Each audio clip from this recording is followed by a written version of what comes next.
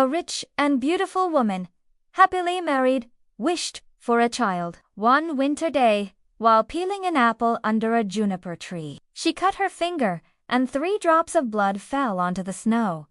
But her joy was short-lived, for she died in childbirth. "Ah," she said, "if only I had a child as white as snow, as red as blood, and as black as the wood of this tree."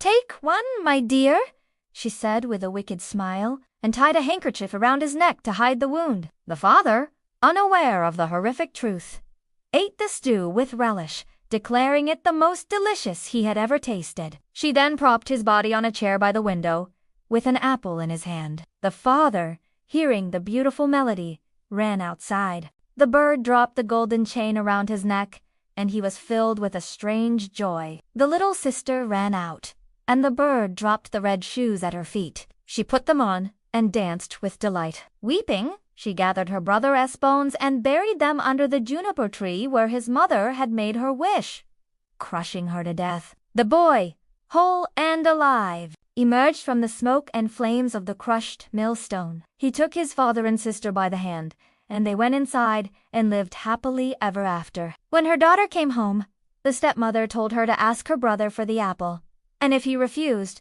to give him a box on the ear. The girl did as she was told, and when she struck her brother, his head rolled off his shoulders. As the boy leaned over to pick an apple, she slammed the heavy lid down, severing his head from his body. Her wish was granted. She gave birth to a son with skin as white as snow, lips as red as blood, and hair as black as ebony. Her husband, after a time, married again. His new wife, however, was a cruel and jealous woman who despised her stepson. She had a daughter of her own, whom she loved dearly, and she wished for her to inherit all the family's wealth. One day, the stepmother lured the little boy to a large chest filled with apples.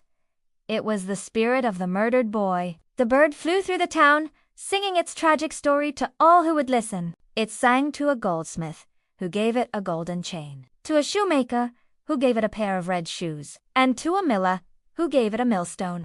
Horrified by her own deed, but determined to hide her crime, she placed the boy's head back on his shoulders. The stepmother, feigning shock and blaming her daughter, then took the boy's body and cooked it into a stew, which she served to her husband for dinner. The boy's little sister, however, had seen everything. Suddenly, a beautiful bird, with feathers of red and green and a voice like a flute, flew out of the tree. The bird then flew back to the house and perched on the juniper tree, singing its song. But when the stepmother, her heart filled with a terrible dread, stepped outside, the bird dropped the heavy millstone on her head. At that moment,